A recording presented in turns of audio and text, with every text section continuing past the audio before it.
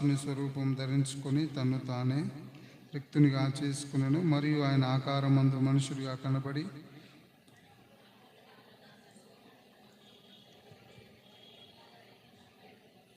అందుచేతను పరలోకమందున్న వారిలో కానీ, భూమి మీద ఉన్న వారిలో కానీ, భూమి కింద ఉన్న వారిలో కానీ ప్రతి వాని మోకాలు యేసు నామమున వంగునట్లును,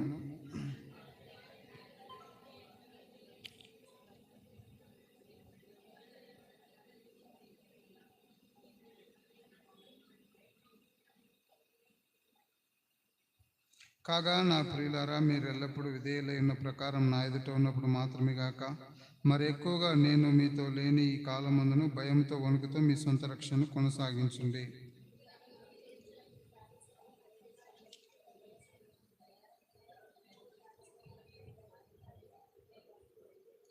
మీరు మూర్ఖమైన వక్రజనం మధ్య నిరపరాధులు, నిష్కలంకులను, అనిందులైన దేవుని కుమారులగినట్లు సనుగులు సంశయములు మాని సమస్త కార్యములు చేయుడి.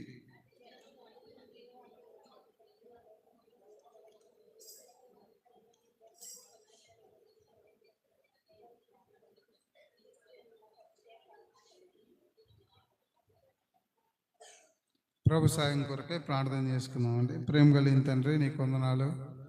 ఉదయం నుంచి ఇంతవరకు సహాయపడినందుకే వందనాలు. ఈ రాత్రికాల సమయంలో మరొకసారి నీ వాక్యాన్ని ధ్యానిస్తుంటుండగా చదవబడిన లేఖన భాగాలు దీవించండి. నీ మందిరాన్ని ప్రేమించి వచ్చిన వారందరిని బట్టి వందనాలు చెల్లిస్తున్నాం. ఇంకెవరైనా రావాల్సిన వారు ఉంటే సిద్ధపరిచి నడిపించండి. ఈ రాత్రికాల సమయంలో బైబిల్ పట్టణంలో మీరు మాకు సహాయం చేయండి. నీ ధర్మశాస్త్రం నందు ఆశ్చర్యమైన సంగతులు చూచినట్లు మా కన్నులు తెరవచ్చేయమని ప్రార్థిస్తుంటున్నాం. మేము వినివారు మాత్రమైంది, మమ్మల్ని మేము మోసపుచ్చుకోకుండా వాక్య ప్రకారం ప్రవర్తించినట్లుగా సహాయం చేయండి. మా ఆత్మలను రక్షించుటకు శక్తిగల వాక్యమును సాత్వికంతో అంగీకరించినట్లు కృపను దయచేయమని ప్రార్థిస్తుంటున్నాం. ప్రేమ కలిగిన ప్రియమైన తండ్రి, వచ్చిన వారందరిని బట్టి వందనాలు చెల్లిస్తున్నాం. ప్రతి ఒక్కరితో మీరు మాట్లాడండి. మా అక్కర కొలది, మా అవసరత కొలది నీ వాక్యం ద్వారా మాతో మాట్లాడమని ప్రార్థిస్తుంటున్నాం. బలహీనుని, నిష్ప్రయోజనమైన దాసుని నన్ను జ్ఞాపకం చేసుకోండి. మీ రక్తం చేత కడిగి పవిత్రపరిచి ఖాళీ చేసి మీ ఆత్మ చేత నింపమని ప్రార్థిస్తుంటున్నాం. నీ వాక్యం ద్వారా మాతో మాట్లాడమని ప్రార్థిస్తుంటున్నాం. నీ వాక్య భాగం ప్రకారం జీవించినట్లు కృపను దయచేయండి. నీ వాక్యం చేత మమ్మల్ని తృప్తిపరచమని ప్రార్థిస్తుంటున్నాం. ఎవరు ఎలాంటి పరిస్థితుల్లో వెళ్తున్నారో మీకు స్పష్టంగా తెలుసు. ప్రతి ఒక్కరితో స్పష్టంగా సూటిగా మాట్లాడండి ప్రభా. ఎవరు కూడా ఇక్కడి నుంచి ఖాళీగా వెళ్ళకున్నట్లు కృపను దయచేయండి. నీ దాసుడు ఆలకించుచున్నాడు, సెలవిమ్ము అని చెప్పినప్పుడు సమూయేలుతో మాట్లాడిన దేవుడు మాతో కూడా మాట్లాడండి. నీ వాక్యము సజీవమై బలమైనది, ప్రాణాత్మలను, కీళ్లను, మూలుగను విభజించినంత మటుకు దూరుచు, హృదయం యొక్క తలంపులను, ఆలోచనలను శోధించేటటువంటి నీ వాక్యాన్ని బట్టి నీకు వందనాలు. మా ఆత్మలను రక్షించే శక్తి గల నీ వాక్యాన్ని బట్టి నీకు వందనాలు చెల్లిస్తుంటున్నాం. నీ వాక్యం చేత మమ్మల్ని బలపరిచి ధైర్యపరచమని యేసుక్రీస్తు ప్రభు నామంలో స్తుతించి ప్రార్థిస్తుంటున్నాం తండ్రి, ఆమేన్. ప్రియులారా, అపోస్తలుడైన పౌలు ఫిలిప్పీలకు ఈ పత్రిక రాసినట్లుగా మనం చూస్తాం. అపోస్తలుడైన పౌలు ఫిలిప్పీ సంఘానికి ఈ పత్రిక రాసినాడు. ఇందులో 4 అధ్యాయాలు ఉన్నాయి. ఈ 4 అధ్యాయాల్లో ప్రాముఖ్యంగా మనం గమనించినట్లయితే, ప్రాముఖ్యంగా ఈ ఫిలిప్పీ పత్రికకి మనము ఏ అంశము లేకపోతే థీమ్ ఇవ్వచ్చు అంటే ప్రభువునందు సంతోషం, ప్రభువునందు ఆనందము అనేది ఫిలిప్పీ పత్రికకు మనము అంశంగా ఇవ్వచ్చు. ఈ పత్రికకు అంతటికి కారణం ఏంటంటే 3వ అధ్యాయం 1వ వచనంలో పౌలు అంటాడు చూడండి, మెట్టుకు నా సహోదరులారా ప్రభువునందు ఆనందించుడి. అదే సంగతులను మీకు రాయటం నాకు కష్టమైనది కాదు, అది మీకు క్షేమకరం. ప్రభువునందు ఆనందించుడి. తర్వాత 4వ అధ్యాయం 4వ వచనంలో కూడా అంటాడు కదా, ఎల్లప్పుడూ ప్రభువునందు ఆనందించుడి. కాబట్టి మరలా చెప్పుదును, ఆనందించుడి, ప్రభువునందు ఆనందించుడి. అదే సంగతులు మీకు రాయట నాకు కష్టమైంది కాదు, కానీ అది మీకు క్షేమం అని అంటాడు 3:1. 4:4 ఏమంటాడంటే ఎల్లప్పుడూ ప్రభునందు ఆనందించుడి, మరలా చెప్పుదును ఆనందించుడి. కాబట్టి ఒక మాట 2 సార్లు 3 సార్లు మరలా చెప్తున్నాను ఆనందించుడి అని చెప్తున్నాడంటే దాని వెనకాల ప్రాముఖ్యమైన ఉద్దేశం ఉంది అని జ్ఞాపకం చేయబడతా ఉన్నాం. పౌలు చెప్తున్న విషయం ఏంటంటే ప్రభునందు ఆనందించుడి. Rejoice in the lord always. Again I say, మరలా నేను చెప్తున్నాను ప్రభునందు ఆనందించుడి అని చెప్తున్నాడు. ఈ పత్రిక ఎప్పుడు రాసినాడంటే క్రీస్తు శకము 60 నుంచి 62వ సంవత్సరం లోపు రాసినాడు. క్రీస్తు శకము 60 నుంచి 62వ సంవత్సరంలో ఈ పత్రిక రాసినాడు. బహుశా ఈ పత్రిక అపోస్తలుడైన పౌలు రోమా చెరసాల్లో ఉండి రాసినాడని చాలామంది చెప్తారు. అపోస్తలుడైన పౌలు రోమా చెరసాల్లో ప్రిజన్లో ఉన్నప్పుడు రాసినటువంటి పత్రిక. చెరసాల్లో ఉన్న వారికి ఆనందం అనే మాట వినబడదు, వారి నోట్లో అది ఉండదు. కానీ పౌలు ఆనందము అది పరిస్థితులను ఆధారం చేసుకుని ఉండేటటువంటి ఆనందం కాదు. పౌలు యొక్క ఆనందం పరిస్థితులకు భిన్నంగా ఉండేటటువంటి ఆనందం. కాబట్టి ఈ పత్రిక యొక్క ముఖ్యాంశం కూడా అదే. ఈ ఫిలిప్పీ పత్రిక యొక్క థీమ్ లేదంటే ముఖ్యాంశం ఏంటంటే ప్రభువునందు ఆనందం. పరిస్థితులను బట్టి సంగతులను బట్టి ఆనందం కాదు. కొంతమందికి హ్యాపీనెస్ అంట హ్యాపెనింగ్స్ బట్టి వస్తుందంట. అంటే సంగతులు జరిగేదాన్ని బట్టి హ్యాపీనెస్ వస్తుంది, సంగతులు జరగకపోతే హ్యాపీనెస్ రాదు. కానీ క్రిస్టియన్ జాయ్, క్రైస్తవ సంతోషం అనేది సంగతులను బట్టి పరిస్థితులను బట్టి కాదు. క్రైస్తవ సంతోషం అనేది పరిస్థితులకు అతీతమైంది. ఎలాంటి పరిస్థితిలో ఉన్నా కూడా క్రైస్తవ సంతోషాన్ని ఎవరు తొలగించలేరు. అది క్రీస్తు ఇచ్చేటటువంటి సంతోషం. ఈ భౌతిక సంబంధమైన ఏది కూడా మన అంతరంగ సంబంధమైన సంతోషాన్ని ఏది కూడా తొలగించలేదు. పౌలు చెరసాల్లో ఉన్నా కూడా ఆనందించగలుగుతూ వచ్చినాడు. అదే మనము అపోస్తల కార్యంలో చూస్తాం కదా. చెరసాల్లో ఉన్నప్పుడు 16వ అధ్యాయంలో మధ్యరాత్రి వేళ పౌలు శీలలు దేవుణ్ణి స్తుతించినట్లుగా చూస్తాం 25వ వచనంలో. అయితే మధ్యరాత్రి వేళ పౌలును శీలయు దేవుని ప్రార్థించుచు కీర్తనలు పాడుచుండిరి, ఖైదీలు వినుచుండిరి. ఇది పరిస్థితిని బట్టి ఆధారపడే ఆరాధన కాదు. మనం దేన్ని బట్టి ఆరాధిస్తామంటే వారం అంతా బాగా జరిగితే, ఆరోగ్యం బాగుంటే, అన్నీ బాగుంటే, ఆశీర్వాదం వస్తే ఆరాధిస్తాం మరలా ఆదివారం వచ్చి. పౌలు యొక్క ఆరాధన దాన్ని బట్టి కాదు. చెరసాల్లో ఉన్న ఎప్పుడంటే ఇది 23వ వచనంలో చాలా దెబ్బలు కొట్టారు. తర్వాత వాళ్ళ కాళ్ళకి బొండ వేసి బిగించినారు. తర్వాత వాళ్ళకి రక్తం కారుతూ ఉందంట. చూడండి, ఇక్కడ గమనించినట్లయితే 33వ వచనం. రాత్రి ఆ గడియలోనే అతడిని వారు తీసుకొచ్చి వారి గాయములు కడిగాను. ఇలాంటి పరిస్థితిలో పాటలు పాడుతున్నారు. చాలా దెబ్బలు కొట్టారు, ఎన్ని దెబ్బలు కొట్టారో తెలియదు, గాయములైనాయి. తర్వాత కాళ్ళకు బొండ వేసి బిగించినారు. అంటే వారు సరిగా కూర్చోలేరు, నిలవలేరు. అది వారి పరిస్థితి. అంతేకాదు గాయములు, రక్తం కారుతూ ఉంది. చెరసాల నాయకుడు మారు మనసు పొందిన తర్వాత వారింటికి తీసుకొచ్చి గాయములు కడిగినట్లుగా మనము చూస్తాం. అంటే పౌలు యొక్క స్థితి ఎలా ఉందో చూడండి. రక్తం కారుతున్నా, బొండ వేసి బిగించినా కూడా ప్రభునందు ఆనందిస్తూ వచ్చినారు. కాబట్టి క్రైస్తవ సంతోషము, ఆనందం అనేది పరిస్థితులకు భిన్నంగా ఉంటుంది. పరిస్థితులపైన, సంగతులపైన ఆధారపడేది కాదు. ఈ లోకంలో ఏది కూడా నిజమైన క్రైస్తవుని సంతోషాన్ని తీసివేయలేదు. అదే హబక్కూకు అంటాడు కదా. చదవండి హబక్కూ గ్రంథం చివరి వచనాలు.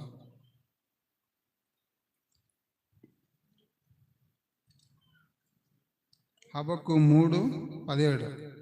అంజూరపు చెట్లు పూయకుండినను, ద్రాక్ష చెట్లు ఫలింపకపోయినను, ఒలివ చెట్లు కాపు లేక ఉండినను, చేనిలోని పైరు పంటకు రాకపోయినను, గొర్రెలు దొడ్డిలో లేకపోయినను, సాలలో పశువు లేకపోయినను, నేను యెహోవా యందు ఆనందించెదను.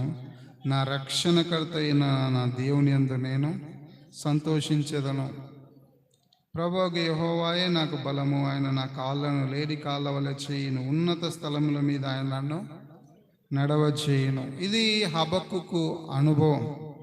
అంజూరపు చెట్లు పూయకుండా, ద్రాక్ష చెట్లు ఫలించకపోయినా, ఒలివ చెట్లు కాపు లేకపోయినా, చేనిలోని పైరు పంటకు రాకపోయినా, గొర్రెలు దొడ్డిలో లేకపోయినా, సాలలు పశువులో లేకపోయినా, ఇవేమి లేకపోయినా యెహోవా యందు ఆనందించెదను. నా రక్షణకర్త అయిన నా దేవుని యందు సంతోషించెదను.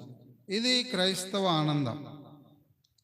అంజూరపు చెట్లు టయానికి పూసినప్పుడు, ద్రాక్ష చెట్లు ఫలించినప్పుడు, ఒలివ చెట్లు కాపు మంచిగా వచ్చినప్పుడు, తర్వాత చేనులో టయానికి పైరు వచ్చినప్పుడు, దొడ్లో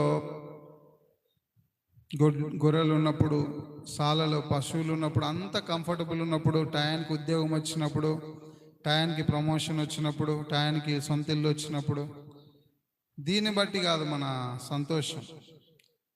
ఇల్లున్నా లేకపోయినా, ఉద్యోగం ఉన్నా లేకపోయినా, ఆరోగ్యం ఉన్నా లేకపోయినా, ఇది మన ఆరాధనగా ఆనందంగా ఉండాలి. చూడండి, ఇది దేవుని ప్రజల యొక్క ఆనందం. పౌలు యొక్క ఆనందం ఇదే.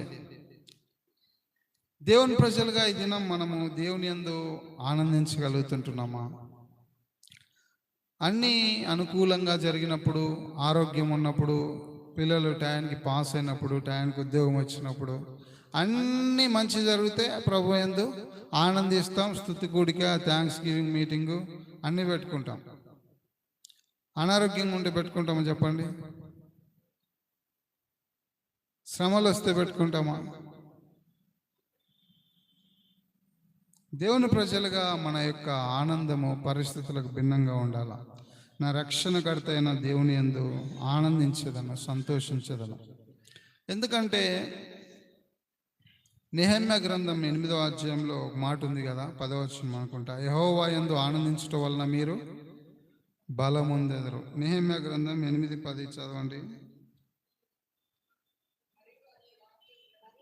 మరియు అతడు వాడితే ఇట్లా, నేను పదండి, కొవ్విన మాంసం భక్షించుడి, మధురమైన దాన్ని పానం చేయడి.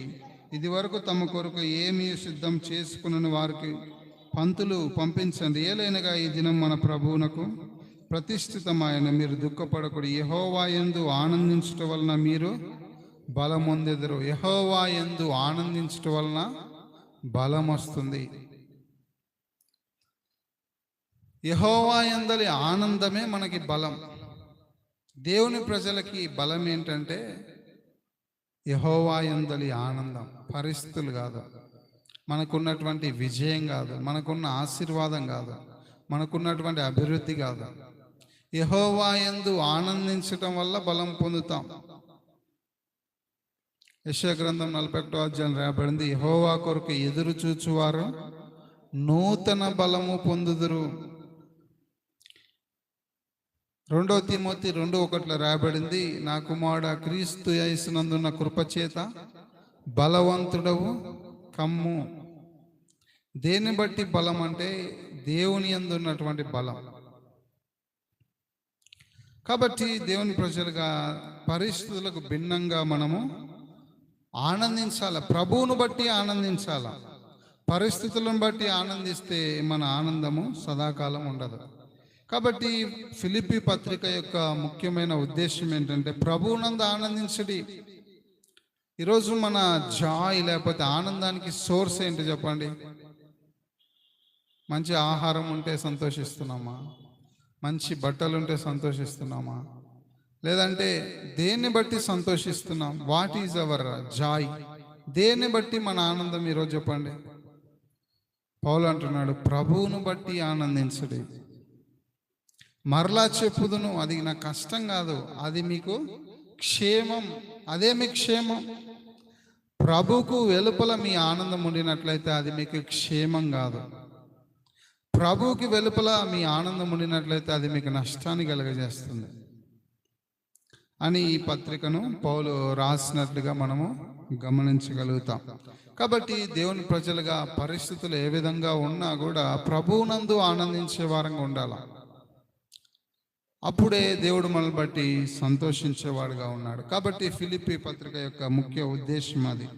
తర్వాత 1వ అధ్యాయాన్ని మనం గమనిస్తే ఫిలిప్పీ పత్రిక 1వ అధ్యాయము ఏంటంటే సువార్త ప్రకటించేవారుగా ఉండాలా. క్రైస్ట్ అవర్ లైఫ్, క్రీస్తే మన జీవంగా ఉండాలా, క్రీస్తే మన బ్రతుకుగా ఉండాలా. మనం ఇప్పుడే పాట పాడినాం కదా, నా మటుకైతే బ్రతుకుట క్రీస్తే. ఫిలిప్పీ 1:21 రాయబడింది, నా మటుకైతే బ్రతుకుట క్రీస్తే. కాబట్టి మొదటి అధ్యాయం యొక్క శీర్షిక ఏంటంటే క్రీస్తే మన జీవం, క్రైస్ట్ ఈజ్ అవర్ లైఫ్. యేసు ప్రభువారే మన జీవం. మనం జీవిస్తున్నామంటే క్రీస్తు కొరకే జీవించాలా, బ్రతుకుతే క్రీస్తు కొరకే. కేవలం మాటల వరకు పాటల వరకు మాత్రమే పరిమితంగా ఉండొద్దు. నా మటుకైతే బ్రతుకుట క్రీస్తే. గలతీ 2:20 పౌలు అంటాడు, నేను క్రీస్తుతో కూడా సిలువ వేయబడి ఉన్నాను, ఇక జీవించువాడను నేను కాను, క్రీస్తే నా యందు జీవించుచున్నాడు. ఇప్పుడు శరీరమందు నేను జీవించుచున్న జీవితము నన్ను ప్రేమించి నా కొరకు తన్ను తాను అప్పగించుకొని నా దేవుని కుమారుని యందలి విశ్వాసం వల్ల జీవించుచున్నాను. ఇక జీవించువాడని నేను కాదు, క్రీస్తే నా యందు జీవిస్తున్నాడు. కాబట్టి మొదటి అధ్యాయంలో మనం చూస్తే క్రీస్తు ప్రభు కొరకే జీవించాల, క్రీస్తు ప్రభువే మన జీవం, క్రైస్ట్ ఈజ్ అవర్ లైఫ్. అంతేకాకుండా మొదటి అధ్యాయంలో మనం చూస్తే సువార్త ప్రకటించాలి, ప్రీచ్ ద గాస్పల్, సువార్త ప్రకటించే వారికి ఉండాలి. పౌలు అంటాడు 12వ వచనంలో, సహోదరులారా నాకు సంభవించినవి సువార్త మరి ఎక్కువగా ప్రబలమొగుటకే సమకూడినని మీరు తెలుసుకొని కోరుచున్నాను. ఎలాగనగా నా బంధకములు క్రీస్తు నిమిత్తమే కలిగినవని ప్రేతోరమను సేనలోని వారికందరికీ తక్కిన వారికందరికీ స్పష్టమాయను. నా బంధకములు క్రీస్తు నిమిత్తమే కలిగినాయి.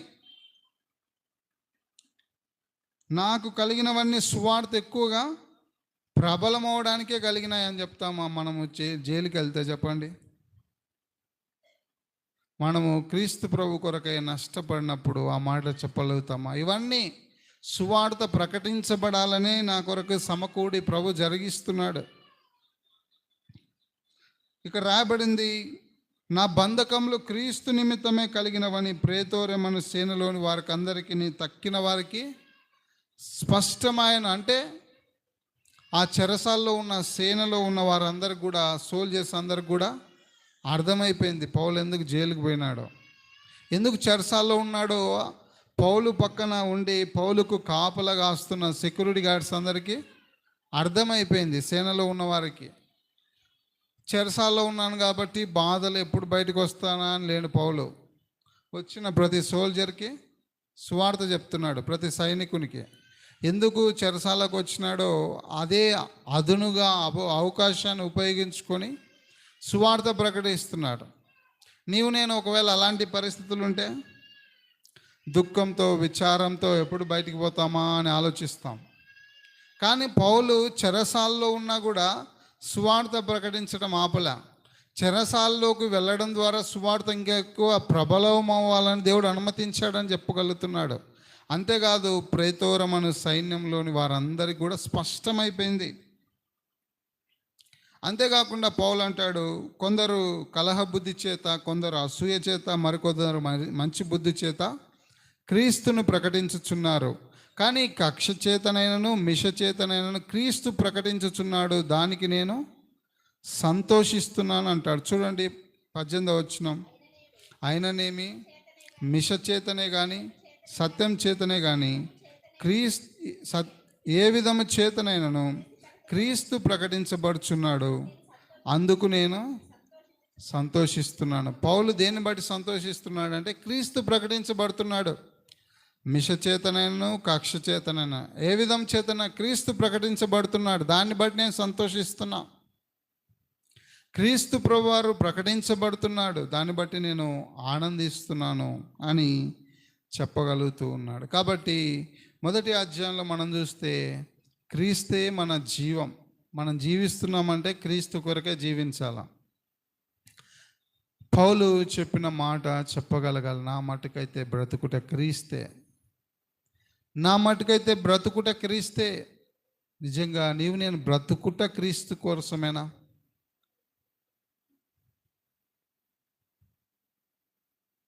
బ్రతుకుతున్నామంటే క్రీస్తు కొరకేనా? లేదంటే బ్రతకాలి కాబట్టి క్రీస్తు ఉండాలా? రెండింటికి చాలా డిఫరెన్స్ ఉంది.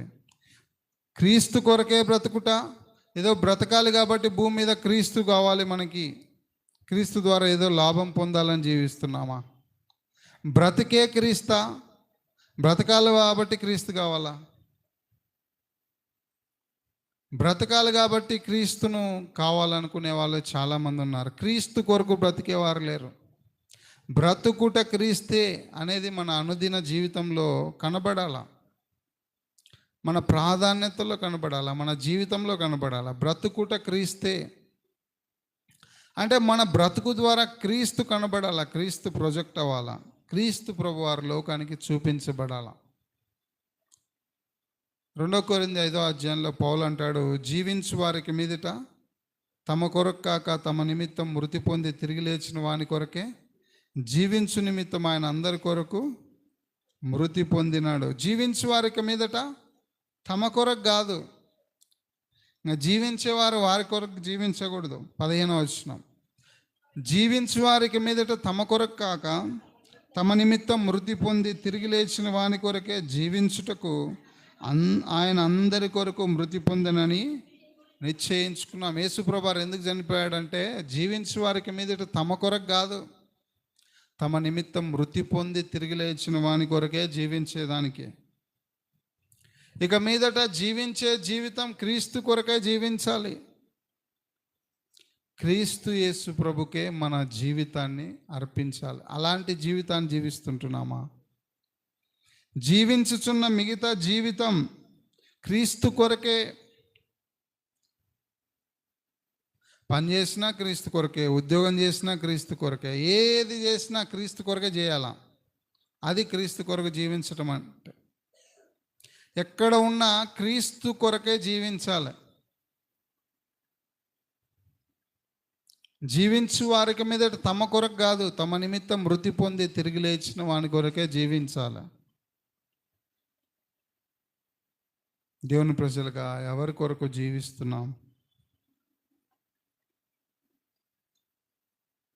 దేవుని వాక్యంలో ఇదే ఫిలిప్పీ పత్రికలో పౌలు ఒక మాట అంటాడు చూడండి, 3వ అధ్యాయంలో ఒక మాట, గంభీరమైన మాట అంటాడు. ఫిలిప్పీ పత్రిక 3వ అధ్యాయంలో 18వ వచనం, 17-18 చదువుదాం. సహోదరులారా, మీరు నన్ను పోలి నడుచుకోండి, మేము మీకు మాదిరి ఉన్న ప్రకారం నడుచుకుని వారిని గురిపెట్టి చూడుడి. అనేకులు క్రీస్తు శిలువకు శత్రువులుగా నడుచుకొంచున్నారు. వీరిని గురించి అనేక పర్యాయాలు చెప్పి ఇప్పుడును ఏడ్చుచు చెప్పుచున్న నాశనమే వారి అంతం, వారి కడిపే వారి దేవుడు. వారు తమ సిగ్గుపడవలసిన సంగతులు యందు అతిశయపడుచున్నారు, భూ సంబంధమైన వాటి యందే మనస్సుంచుచున్నారు. పౌలు కొంతమంది గురించి చెప్తున్నాడు ఇక్కడ. క్రీస్తు శిలువకు శత్రువులుగా నడుస్తున్నారు. వీరిని గురించి అనేక సార్లు చెప్పాను, ఇప్పుడు కూడా ఏడుస్తూ చెప్తున్నాను నీకు. వారి జీవితాన్ని బట్టి నాకు దుఃఖం కలుగుతుంది. ఎందుకంటే నాశనమే వారి అంతం, వారి కడిపే వారి దేవుడు. వారి దేవుడు ఎవరు అంటే వారి కడిపే. Their god is their belly. వారి కడిపే వారి దేవుడు. భూ సంబంధమైన వాటి మీదనే వారి ఆశ, మనస్సు. ఎప్పుడు భూ సంబంధమైన వాటిపైనే వారి మనస్సు ఉంటుంది. వారి కడిపే వారికి దేవుడు. అంటే దేవుని కంటే భౌతిక సంబంధమైన వాటికి ఎక్కువ ప్రాధాన్యతనిచ్చేవారు. యేసుప్రభువారిని కూడా అనేక మంది జన సమూహాలు వెంబడించినారు, కుప్పలు కుప్పలు. యేసుప్రభువారు మనుషుని హృదయాంతరంగాన్ని ఎరిగినవాడు. యోహాను సువార్త 2వ అధ్యాయం చివరి వచనంలో రాయబడింది, ఆయన మనుషుని అంతరంగాన్ని ఎరిగినవాడు కాబట్టి ఎవరిని కూడా మనుషుని గురించి ఆయనకు చెప్పాల్సిన పని లేదు. మనుషుని అంతరంగం ఆయనకు తెలుసు.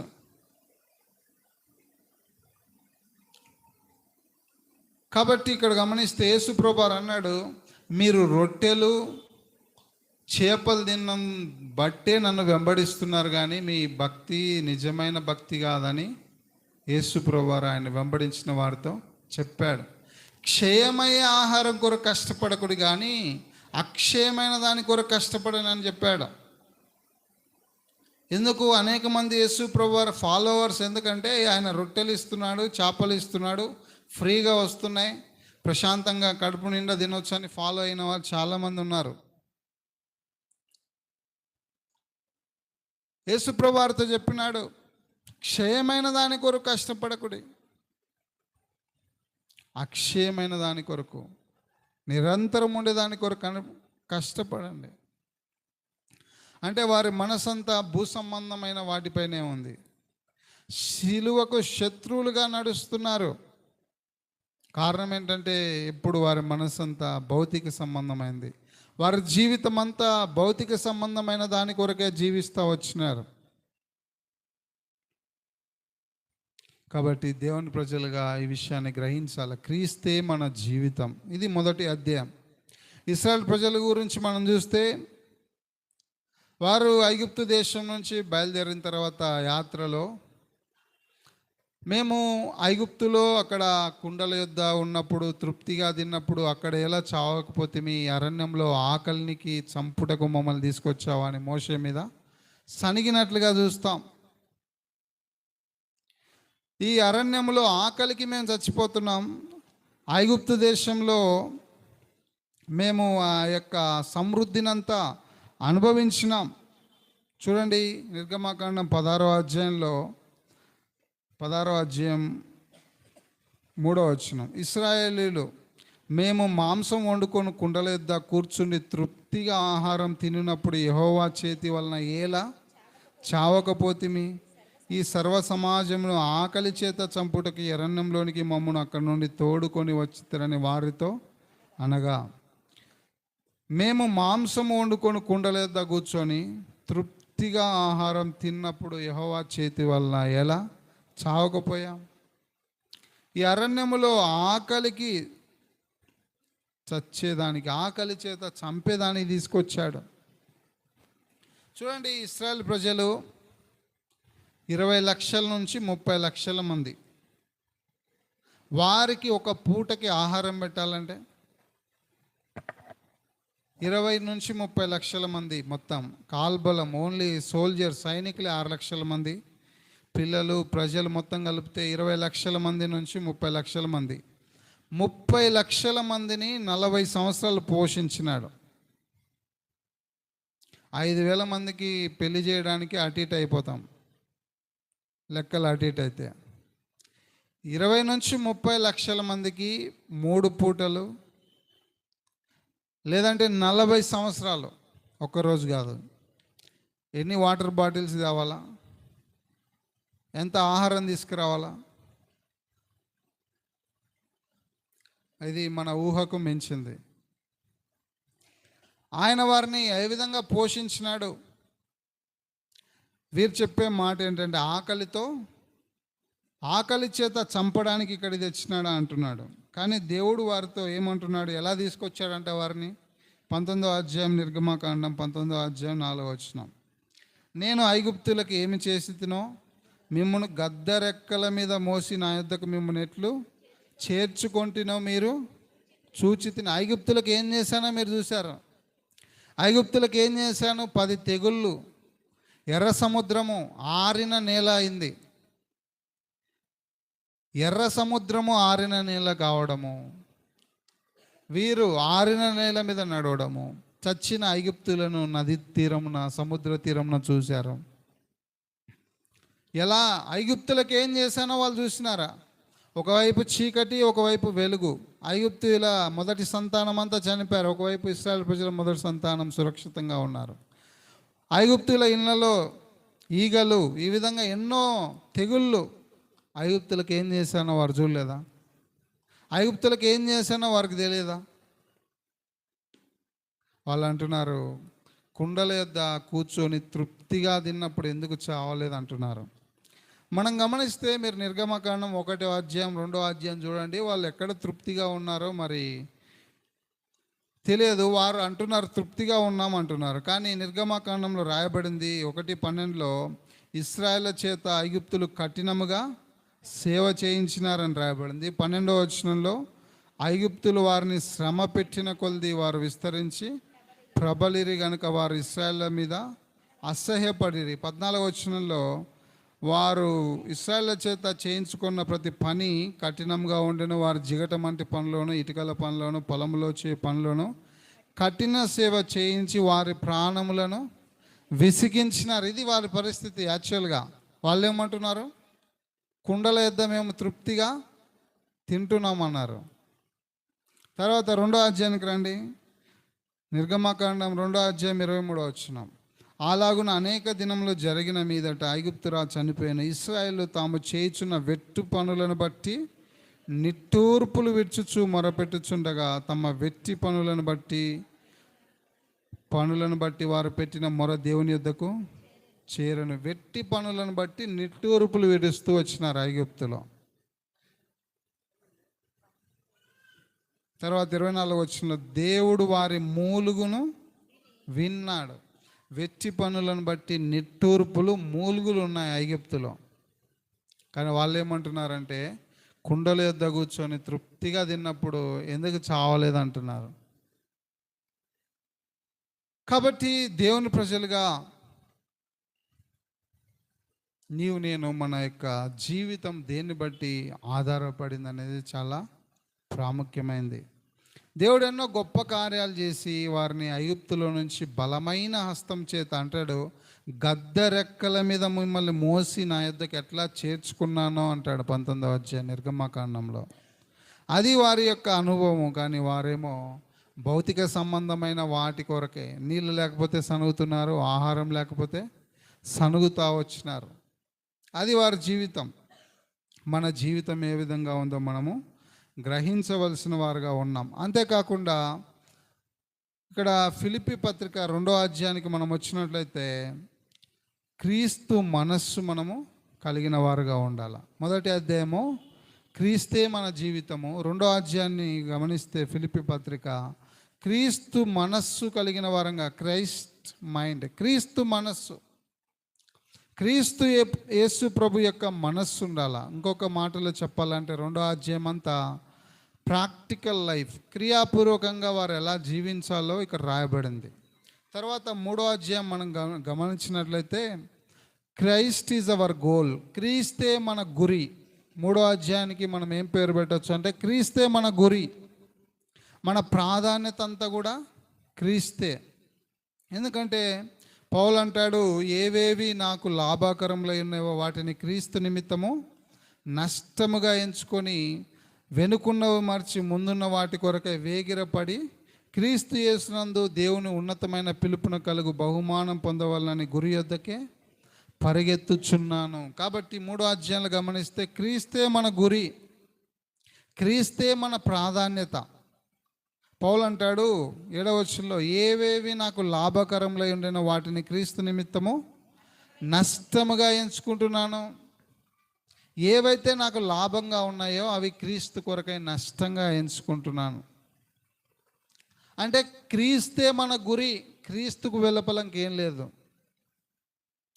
పౌలుకి ఏ లాభకరమైన విషయాలు ఉన్నాయనో అవన్నీ ఒక సైడ్ పెడితే, క్రీస్తు ఒక సైడ్ పెడితే క్రీస్తునే పౌలు ఎన్నుకుంటాడు. ఏవేవి నాకు లాభకరంలో ఉన్నావో అవి క్రీస్తు నిమిత్తం నష్టముగా ఎంచుకొనుచున్నాను. క్రీస్తు యేసు కంటే నాకు ప్రాముఖ్యమైనది ఏం లేదు.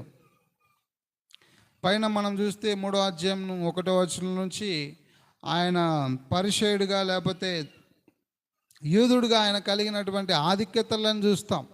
కానీ వాటన్నిటిని క్రీస్తు నిమిత్తము నష్టంగా ఎంచుకున్నాడు. ఆయన గురి ఒకటే, ఉన్నతమైన పిలుపు కలుగు బహుమానం పొందాల. కాబట్టి వెనుకున్నవి మర్చి ముందున్న వాటి కొరకే నేను వేగిరపడుతూ ఉన్నాను. క్రీస్తు యొక్క ప్రాధాన్యత, క్రీస్తే మన ప్రాధాన్యత. మన లైఫ్లో ప్రయారిటీ ఏంటంటే క్రీస్తే. క్రీస్తు తర్వాతనే దేన్నైనా. పౌలు జీవితంలో అదే, ఏవైతే లాభకరంలో ఉన్నావో వాటిని క్రీస్తు నిమిత్తం నష్టంగా ఎంచుకున్నా. నాకు ఏదైనా లాభం కలుగజేసేదైనప్పటికీ కూడా క్రీస్తు యేసు ప్రభువారితో పోలిస్తే అది నాకు నష్టమే. అంటే యేసు ప్రభువారి కొరకై జీవించేదానికి అడ్డుగా వచ్చేది ఏదైనా, అది వ్యక్తులైనా, కుటుంబాలైనా, బంధువులైనా, రక్త సంబంధులైనా, ఉద్యోగమైనా, వ్యాపారమైనా, ఏదైనా సరే క్రీస్తు యేసు ప్రభువారి కంటే ప్రాముఖ్యమైనది ఏదీ లేదు. కాబట్టి మన జీవితాలను మనం పరీక్షించుకోవాలి. అంటే యేసు ప్రభువారే మనకు ప్రథమమైన వ్యక్తిగా ఉండాలి. ఆయన కంటే ప్రాముఖ్యమైనది ఏమీ లేనిదిగా కలిగిన వారంగా ఉండాలి. కొన్నిసార్లు పరిస్థితులను బట్టి ప్రభువుని, లోకాన్ని ఎంచుకోవాల్సిన పరిస్థితి ఉంటుంది. కొన్నిసార్లు సంఘము అనుకూలంగా ఉండి ఉద్యోగం చిన్నది ఉండొచ్చు. కొన్నిసార్లు ఉద్యోగం బాగుంటుంది, జీతం బాగుంటుంది, సంఘం ఉండదు, పరిచర్య ఉండదు, అక్కడ ఏ సహవాసం ఉండదు. అక్కడ మన ప్రాధాన్యత అర్థమవుతుంది. ఆదివారం ఓటీలు ఇస్తారు, డబ్బులు ఇస్తారు, అప్పుడు మన ప్రాధాన్యత అర్థమైంది. అది క్రైస్తవ జీవితం. అన్నీ బాగున్నప్పుడు ఎంచుకునేది క్రీస్తు కాదు. అన్నీ బాగుండి అన్నీ అనుకూలంగా ఉన్నప్పుడు కాదు. మన ప్రాధాన్యత ఏంటి? ఒకవైపు క్రీస్తు, ఒకవైపు మిగతా విషయాలు ఉన్నప్పుడు నీవు క్రీస్తు ప్రభు సహవాసానికి ప్రాముఖ్యమైందా, మిగతా విషయాలు ప్రాముఖ్యమైందా? మందిరము, సహవాసము, దేవుని ప్రజలతో సహవాసం ప్రాముఖ్యమైందా, లేదంటే మిగతా విషయాలు ప్రాముఖ్యమైనవా? చూడండి, వారమంతా ఆదివారం కూడా తీరికలేని ఉద్యోగం చేసి లక్షలు సంపాదించేదానికంటే తక్కువ జీతంతో అన్ని కూడికలకు అటెండ్ అయ్యి సంతృప్తిగా ఉండడం చాలా మంచిది. అక్కడ మన ప్రాధాన్యత అర్థమవుద్ది. What is your priority in your life? నీ జీవితంలో ఉన్న నీ గురి ఏంటో అక్కడ అర్థమవుద్ది. అంటే ఉద్యోగం చేసుకోవద్దని చెప్పట్లేదు, వ్యాపారాలు చేసుకోవట్లేదు అని చెప్పట్లేదు, కానీ ప్రయారిటీ దేనికి అనేది చాలా ప్రాముఖ్యమైనది. పౌలు అంటున్నాడు, ఏవేవి నాకు లాభకరంలో ఉన్నవో అవి క్రీస్తు నిమిత్తము నేను నష్టముగా ఎంచుకొంచున్నాను. ఎందుకంటే పౌలుకు తెలుసు, 1 తిమోతి 6 అంటాడు, ధనాపేక్ష సమస్తమైన కీళ్లకు మూలము. కొందరు దాన్ని అపేక్షించి విశ్వాసం నుండి తొలగిపోయి నానా బాధలతో తమ్మును తామే పొడుచుకున్నట్లుగా చూస్తాం. గెహజీ ఎలీషా దగ్గరే ఉన్నాడు, కానీ ధనాపేక్ష కలిగిన వాడుగా ఉన్నాడు కాబట్టి నయమానుకు విడిచినటువంటి కుష్టు తన కుటుంబానికి తెచ్చుకున్నట్లుగా చూస్తాం. విశ్వాసం నుండి తొలగిపోయి భ్రష్టుడిగా మారినట్లుగా చూస్తాం. కాబట్టి దేవుని ప్రజలుగా క్రైస్తవ జీవితంలో మన ప్రాధాన్యతలు చాలా ప్రాముఖ్యమైనవండి. క్రీస్తు ప్రభు కొరకై కొన్నిటిని నష్టముగా ఎంచుకొనవలసిన వారుగా ఉన్నాం, దేవుని ప్రజలతో సహవాసం కొరకై. ఎగ్జాంపుల్ మనం చూస్తే మోషే గురించి రాయబడింది హెబ్రీ పత్రిక 11వ అధ్యాయంలో. ఫరో యొక్క కుమార్తె యొక్క కుమారుడని అనిపించుకుంట కంటే దేవుని ప్రజలతో శ్రమ అనుభవించుట మేలని ఎంచుకున్నాడు. ఒకవైపు ఐగుప్తులో రాకుమారుడు, ఫరో తర్వాత ఈయననే రాజయ్యే అవకాశం ఉంది, కానీ ప్యాలెస్ను వదులుకున్నాడు, రాజ భోగాన్ని వదులుకున్నాడు, దేవుని ప్రజలతో శ్రమ అనుభవించడానికి ఇష్టపడ్డాడు. మనము చాయిస్ చేయాలి, ఎన్నుకోవాలా. దేవుని ప్రజలతో శ్రమ అనుభవించడమైనా మేలే, కానీ ఫరో యొక్క కుమార్తె యొక్క కుమారుడని అనిపించుకోవడానికి ఇష్టపడాల.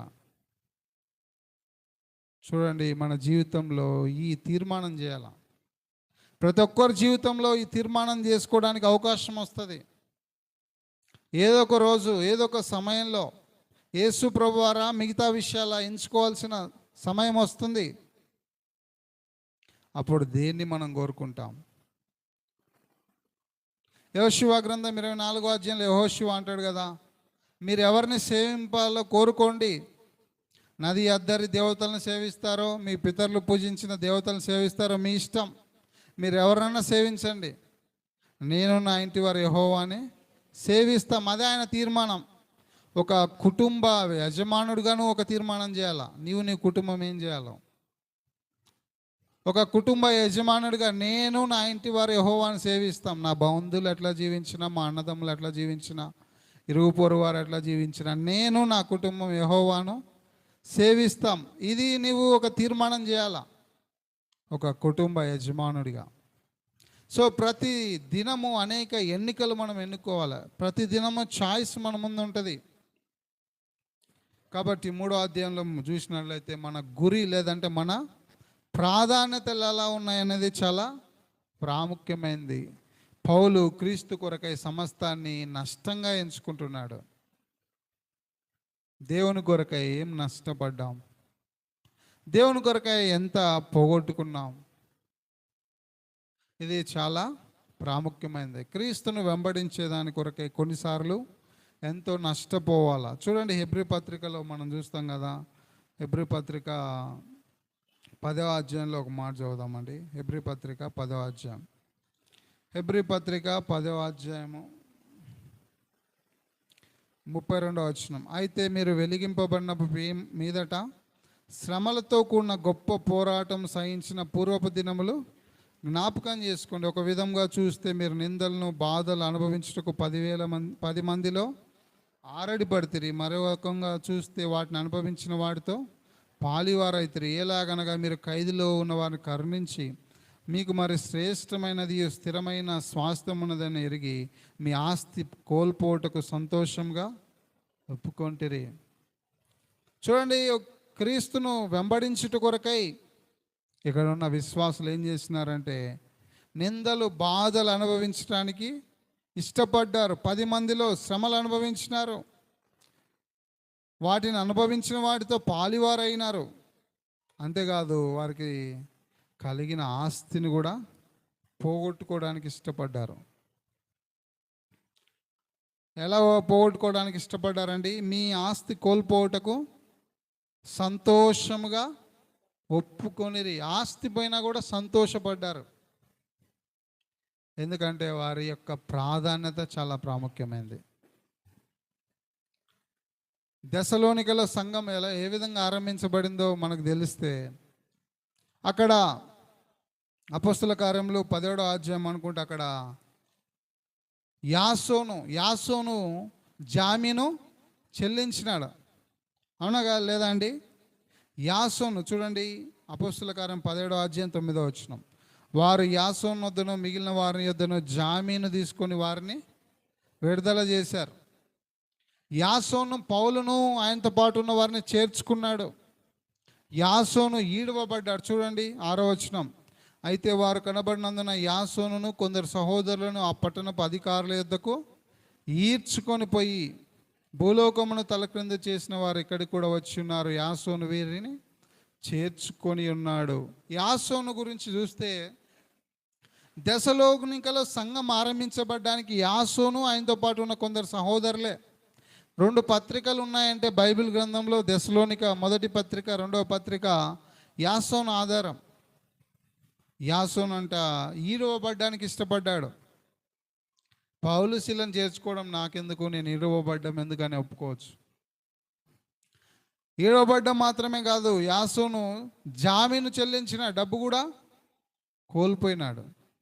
ఇక్కడే కాదు, ఏ లోకల్ చర్చ్ అయినా, ఏ స్థానిక సంఘమైన ఆరంభించబడ్డానికి ఒక కుటుంబమైనా ఒక వ్యక్తి అయినా ఆధారం. ఇక్కడే కావచ్చు, ఎక్కడైనా కావచ్చు.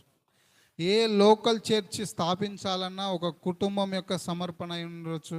కొంతమంది సహోదరుల యొక్క సమర్పణను బట్టే ఆరంభించబడింది. దాని బ్యాక్గ్రౌండ్లోనికి మనం వెళ్ళాలి. ఇప్పుడు మనం కంఫర్టబుల్గా ఉన్నాం, మంచిగానే ఉన్నాం. ఆరంభించబడ్డానికి సమర్పించుకున్న వారి సమర్పణ మనం చూడాలి. దెసలోనిక సంఘం ఆరంభించబడ్డానికి యాసోను ఆధారం. యాసోను లేకపోతే దెసలోనికల సంఘమే లేదు, 2 పత్రికలే లేవు. ఏ స్థానిక సంఘానికైనా అనేక మంది, ఆ విధంగా అనేక మంది సంఘానికి ఆధారమైనట్లుగా చూస్తాం.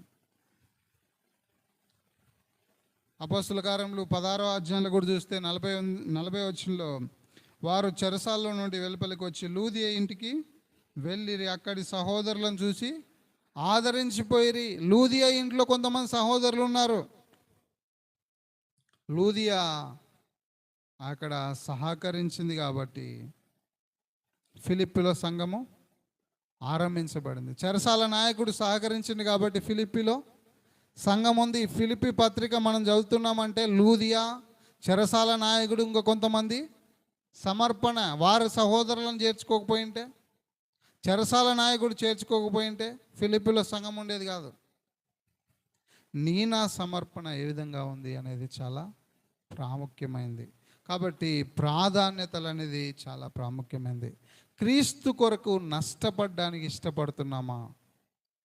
వారు వారి ఆస్తిని కోల్పోవడానికి సంతోషంగా ఒప్పుకున్నారు. మోషే ఐగుప్తు యొక్క రాజభోగములను, అల్పకాల పాపభోగాలను కోల్పోవడానికి ఇష్టపడ్డాడు. ఏమాత్రం సంతోషించడానికి ఇష్టపడలే. కొంతకాలం శ్రమైనా పర్వాలేదు దేవుని ప్రజలతో అని నష్టంగా ఎంచుకున్నాడు. ఒకవేళ అదే ఎంచుకుని ఫరో తర్వాత ఫరో రాజు అయిపోయేవాడేమో మోషే. కానీ దేవుని గ్రంథంలో ఒక మంచి నాయకుడుగా, దేవునికి ఎంతో ప్రియమైన వాడుగా, మిక్కిలి సాత్వికుడని బిరుదు పొంది ఉండేవాడు కాకపోవచ్చు. అంతేకాకుండా ఫిలిప్పీ పత్రిక 4వ అధ్యాయంలో మనం గమనిస్తే, ఈ 4వ అధ్యాయంలో మనం ప్రాముఖ్యంగా చూస్తే దేవుని యొక్క సమాధానాన్ని, దేవుని యొక్క శక్తిని, దేవుని యొక్క సదుపాయాన్ని మనం ఇక్కడ చూస్తాం. ఫిలిప్పీ 4వ అధ్యాయంలో చూస్తే సమస్త జ్ఞానంకు మించిన దేవుని సమాధానం. ఫిలిప్పీ పత్రిక 4వ అధ్యాయం 7వ వచనం. సమస్త జ్ఞానానికి మించిన దేవుని సమాధానం. దేవుడు మనకి ఇచ్చే సమాధానం ఎలాంటిదంటే సమస్త జ్ఞానానికి మించినది. భూమి మీద ఉన్న ఏది కూడా ఇటువంటి సమాధానం ఇవ్వలేదు.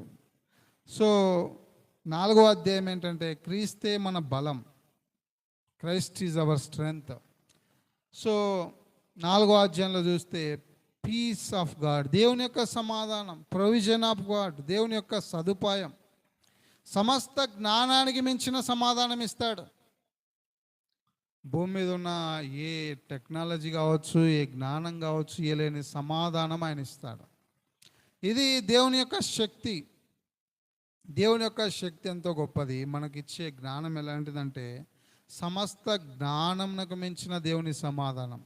ఆయన శక్తి ఎంత గొప్పదంటే ఫిలిప్పీ పత్రిక 3వ అధ్యాయం 21లో రాయబడింది, సమస్తమును తనకు లోపరుచుకున్న జాలిన శక్తిని బట్టి. చాలండి, ఆయన శక్తి ఎలాంటిదంటే సమస్తాన్ని లోపరుచుకోగలడు, ఏదైనా సరే. That is he's power. ఆయన శక్తి ఎలాంటిదంటే సమస్తాన్ని లోపరుచుకోగలడు. గాలిని అనపగలడు, సముద్రాన్ని అనపగలడు, తుఫాన్ను అనపగలడు, జీవరాశులను, జంతువులను కంట్రోల్ చేయగలడు, ఏదైనా చేయగలడు. సమస్తాన్ని లోపరుచుకునే శక్తి ఉంది.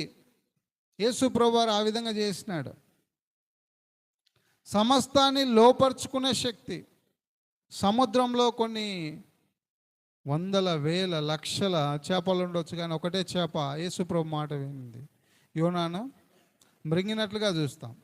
తర్వాత పేతురుతో చెప్తాడు, నువ్వు సముద్రంలోకి వెళ్ళి గాలమేయి, మొదటిగా పైకి వచ్చే చేప నోట్లో షెకెల్ ఉంటుంది అన్నాడు. సముద్రంలో ఎవరు గాలం వేయరు, వలలేస్తారు, అవునా కదండి? పేతురు ఎంతో అనుభవం అయిన జాలరి, ఎక్స్పీరియన్స్డ్ ఫిషర్మ్యాన్ ఆయన. కానీ ప్రభు ఆ జాలరి నాకే తెలియని నువ్వు చెప్తా ఉన్నావు, సముద్రంలో నేను వలలు వేస్తాను, ఎంతో అనుభవం ఉంది.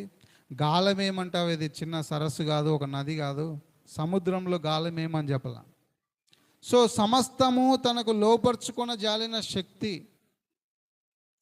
కాబట్టి దేవుని యొక్క సామర్థ్యం ఎంతో గొప్పది, అన్నిటినీ కంట్రోల్ చేసినాడు. యోనా గ్రంథంలో మీరు చూస్తే 1వ అధ్యాయంలో గాలి తుఫాన్లు రేపినాడు, ఆయనే అణచినాడు. తర్వాత మనం చూస్తే చేపను మృంగమన్నాడు, మరలా 2వ అధ్యాయంలో కక్కివేయమన్నాడు. తర్వాత 4వ అధ్యాయంలో ఒక సొర చెట్టు మొలిపించినాడు, తర్వాత ఒక పురుగు పుట్టించి పురుగు ద్వారా దాన్ని పాడు చేసేటట్లు చేయగలడు. దేవుని యొక్క సామర్థ్యం ఏంటంటే సమస్తాన్ని లోపరుచుకొనగలిగిన శక్తి.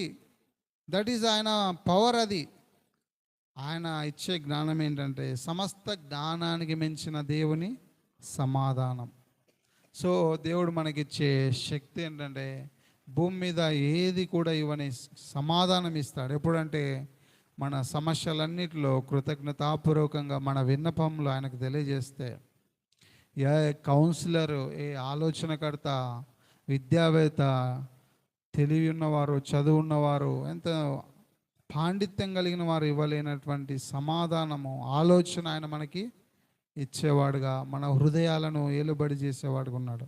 అంతేకాకుండా ఫిలిప్పీ 4వ అధ్యాయంలో ప్రాముఖ్యంగా ఏంటంటే దేవుని ప్రజల మనస్సు కూడా ఇక్కడ చూస్తాం. దేవుని ప్రజల మనస్సు ఏంటంటే ఫిలిప్పీ సంఘాన్ని పౌలు ఇక్కడ మెచ్చుకుంటున్నాడు. అంటున్నాడు 15వ వచనం, ఫిలిప్పీలారా, సువార్తను నేను బోధింపని ఆరంభించి మాసిదోనియ నుండి వచ్చినప్పుడు ఇచ్చు విషయంలోను పుచ్చుకొని విషయంలో మీరు తప్ప మరి ఏ సంఘపు వారు నాతో పాలివారు కారని మీకై తెలియను. ఏలైనగా దెసలోనికలో కూడా మీరు మాటి మాటికి నా అవసరం తీర్చుటకు సహాయం చేశారు. దేవుని ప్రజలు ఫిలిప్పీ సంఘస్థులంట పౌలు దెసలోనికలో పరిచయం చేస్తున్నా కూడా వెళ్ళి సహాయం చేసినారు. రాయబడింది, ఇచ్చు విషయంలో పుచ్చుకొని విషయంలో మీరు తప్ప ఏ సంఘపు వారు నాతో పాలివారు కాలేదు. దేవుని ప్రజలు ఫిలిప్పీ సంఘస్థులంట పౌలుకు ఇచ్చి ఆయన సహకరించినారు. అంతేకాదు 16వ వచనం, దెసలోనికలో ఉన్నా కూడా మాటి మాటికి పౌలుకి సహాయం చేసినారు. వాళ్ళ దగ్గర సేవ చేసినప్పుడు మాత్రమే కాదు, దెసలోనికకు వెళ్ళినా పౌలు నమ్మకమైన సేవకుడు అని ఎరిగినాడు కాబట్టి మాటి మాటికి సహాయం చేశారు. ఆ తర్వాత 18వ వచనంలో, నాకు సమస్తమును సమృద్ధిగా కలిగి ఉన్నవి, మీరు పంపిన వస్తువులు ఎపఫ్రోదితు వల్ల పుచ్చుకొని ఏమీ తక్కువ లేక ఉన్నానంటున్నాడు. ఫిలిప్పీ సంఘస్థులంట పౌలుకి ఏం తక్కువ లేకుండా చూసుకున్నారు. ఫిలిప్పీ సంఘస్థులు పౌలుకి ఏమి కొదువ లేకుండా చూసుకున్నారు. అంటే దేవుని ప్రజల యొక్క బాధ్యత ఇది. ఎందుకు? పౌలు యొక్క పరిచర్య వాళ్ళకి తెలుసు, ఎంత నమ్మకమైన పరిచారకుడో ఎరిగినవారు కాబట్టి పౌలును ఆ విధంగా తక్కువ లేకుండా చూసుకున్నారు. అయితే తక్కువ లేకుండా చూసుకున్నంత మాత్రాన దేవుడు వారి విషయంలో మర్చిపోయేవాడు కాదు. 19వ వచనంలో, దేవుడు తన ఐశ్వర్యం చొప్పున క్రీస్తు యేసునందు మహిమలో మీ ప్రతి అవసరము తీర్చును. మీరు పౌలు అవసరత తీర్చినారు, దేవుడు తన ఐశ్వర్యంలో నుండి వారి అవసరాన్ని తీరుస్తాడు. నిజముగా దేవుని కొరకై ప్రయాసపడే వారిని, సహకరించే వారిని దేవుడు తన ఐశ్వర్యంలో నుండి వారిని ఆశీర్వదిస్తాడు. అందరికీ ఏమని నేను చెప్పట్లేదండి. జెన్యూన్, ఎవరైతే జెన్యూన్గా ఉన్నారో వారు ఎక్కడున్నా సహాయం చేస్తే దేవుడు వారిని ఆశీర్వదిస్తాడు. తన ఐశ్వర్యం చొప్పున మహిమలో మీ ప్రతి అవసరతను తీరుస్తాడు. మీరు పంపిన వస్తువులు మనోహరమైన సువాసనగా ఉన్నాయి, ప్రీతికరమైన ఇష్టమైన యాగంగా ఉన్నాయి. అయితే ఇవన్నీ చేసిన దాన్ని బట్టి దేవుడు మీ ప్రతి అవసరతను తీరుస్తాడు. దేవుని ప్రజలుగా మనం ఇది గ్రహించవలసిన వారుగా ఉన్నాం. కాబట్టి ఇది ఫిలిప్పీ పత్రికలో ఉంచిన ప్రాముఖ్యమైనటువంటి విషయాలు. 2వ అధ్యాయం మనం ధ్యానించాలనుకున్నాం కానీ సమయం లేదు. ప్రభు చిత్తం అయితే తర్వాత మనం ఎప్పుడైనా చూద్దాం. మోకరించండి, ప్రార్థన చేసుకుందాం.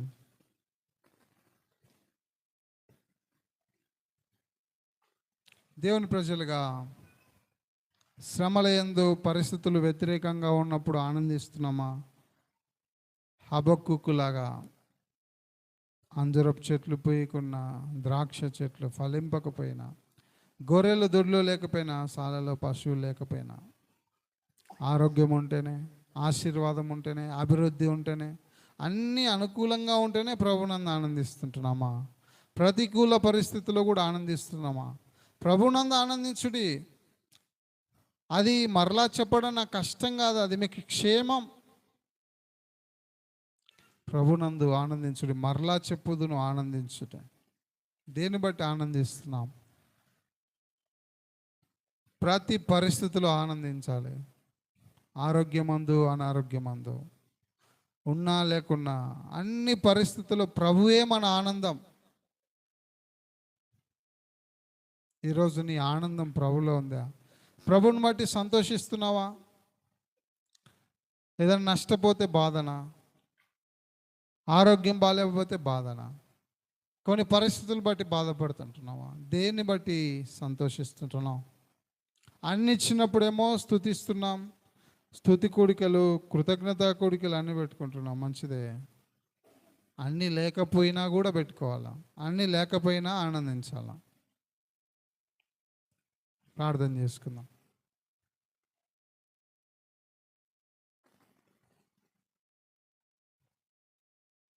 మన జీవితాలను దేవుని వాక్యపు వెలుగులో పరీక్షించుకుందాం. బ్రతుకుట క్రీస్తేనా? మన జీవితం ద్వారా క్రీస్తు కనబడుతున్నాడా? చావైతే లాభం. బ్రతుకుతే క్రీస్తు కొరకే, జీవించే వారికి మీద తమ కొరకుగా తమ కొరకు మృతి పొంది తిరిగి లేచిన ఆయన కొరకు జీవించాలా. ఎందుకు భూమి మీద జీవిస్తున్నామంటే ఆయన కొరకే. బ్రతికినా చనిపోయినా ఆయన వరమై ఉన్నాం. నీ కొరకు ప్రాణం పెట్టి తిరిగి లేచిన ఆయన కొరకు జీవిస్తున్నావా? నీ కొరకే ఈ భూమి మీద జీవిస్తున్నావా? వారి కడుపే వారి దేవుడు. భూ సంబంధమైన వాటిపైనే మనస్సు ఉంది. భౌతిక సంబంధమైన వాటి కొరకు జీవిస్తున్నామా? దేని కొరకు జీవిస్తున్నాం? ఎవరి కొరకు జీవిస్తున్నాం? క్రియాపూర్వకంగా క్రీస్తు మనస్సుందా? క్రీస్తు కలిగిన మనస్సు, తగ్గింపు, దీనత్వం. ఒక స్టెప్ తగ్గించుకోవడానికి ఇష్టపడుతున్నామా? సంఘంలో మనమే ముందు ఉండాలని ఇష్టపడుతున్నామా? క్రీస్తు మనస్సు ఏంటంటే దేవుని స్వరూపం కలిగిన వాడై ఉండి కూడా దాసునిగా పుట్టినాడు, మనుష్యుల పోలికగా పుట్టుకున్నాడు, తను తాను తగ్గించుకున్నాడు, రిక్తుడిగా చేసుకున్నాడు. ఇది ఆయన మనస్సు. విశ్వాసం అని చెప్పుకుంటున్నాం, దేవుని ప్రజలమని చెప్పుకుంటున్నాం, ఒక స్టెప్ కూడా తిరగం. ఇది క్రీస్తు మనస్సు కాదు. క్రీస్తు మనస్సు శిష్యుల పాదములను కడుగుటకును నడుమున కట్టుకున్న టవల్తో తుడవడానికి మొదలుపెట్టాడు. యోహాను సువార్త 13వ అధ్యాయంలో. ఇది క్రీస్తు మనస్సు. క్రీస్తు మనస్సు ఏంటంటే తను తాను తగ్గించుకొని వాడు హెచ్చింపబడను, తను తాను హెచ్చించుకొని వాడు తగ్గించబడను. అది క్రీస్తు మనస్సు. అన్యజనులలో అలాగుంటారు, మీలో ఆ విధంగా ఉండరు. మీరు ఎవడు అల్పుడో వాడు గొప్పవాడు. ఇది క్రీస్తు మనస్సు. నిజమైన దేవుని ప్రజలు క్రీస్తు మనస్సు ఉంటే అంత దీనులుగా కనపడాల. ఆ దీనత్వం మన జీవితంలో ఉండాల. అంత తగ్గింపు క్రీస్తు మనస్సు.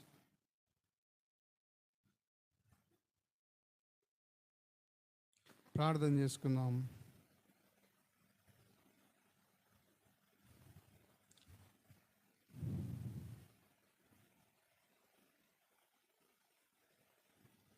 ప్రేమ కలిగిన తండ్రి, నీ వాక్యం దీవించండి. వాక్య ప్రకారం జీవించినట్లుగా కృపను దయచేయమని ప్రార్థిస్తుంటున్నాం. క్రీస్తు యేసు కొరకే మిగిలిన జీవితాన్ని జీవించడానికి మా అందరి కృపను దయచే.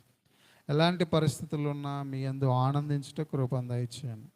నీ వాక్యాన్ని దీవించండి, నీ ప్రజలను దీవించమని యేసు ప్రభు నామంలో స్తుతించి ప్రార్థిస్తున్నాం తండ్రి. ఆమేన్.